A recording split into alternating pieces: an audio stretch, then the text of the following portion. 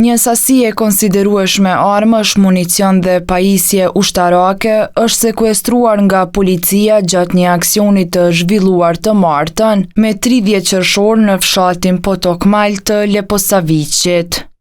Gjatë 2 kontrolleve të kryera në 2 shtëpi të pabanuara, policia gjeti municion për armë gjahu, fishek, gjaketa ushtarake me mbishkrime të Serbisë, një revolje me karikator, si dhe radiolidhje me adapter.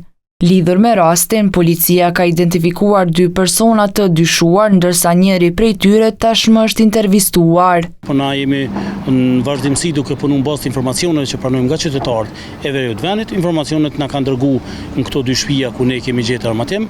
Sa unë kam njëri tani që kemi një të dyshimt, apo i kemi edhe 2 të dyshim, po njërin prej tyre ne kemi intervistuar.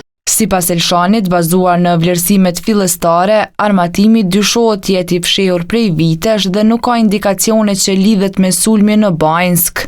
Ne konsiderojmë që nuk kanë të bëjnë diçka me rastin Banjska. Ato janë armatime aty më herët, konsiderojmë që është armatim i lanur para rastit Banjska apo që nga viti 1999 në knej.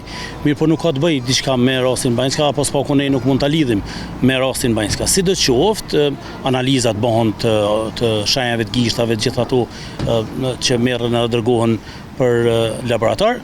Aksionin e policisë njohësi i sigurisë Albenda Shefci e vlerëson si dëshmi të rezultateve në luftimin e grupeve kriminale në veri.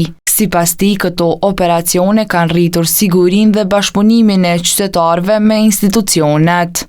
Rezultatet që i kemë pa më herët 2 vitet e fundit dhe deri më sot kur po flasim janë evidente, sepse armet po gjindin aty ku nuk ja merr mendja, domethënë njeriut normal ose thjesht, pra në përmale dhe në përstallat ndryshme dhe kudo tjetër ku haset, sepse qytetari më tonë lumit ikër nuk po e dën më pasigurin që kanë mbretëruar më përpara nga grupet kriminale që kanë qenë atje me kryekriminalin që ne ka shkaktuar domethënë Banjskën 2023 dhe ka pranuar krimin. Gjatë këtij viti, policia ka zhvilluar një sër operacionesh në Zveçan, Zubin Potok dhe Leposaviq, ku ka sekuestruar armë, municion dhe pajisje ushtarake, kryesisht në shtëpi të pabanuara dhe objekte të braktisura.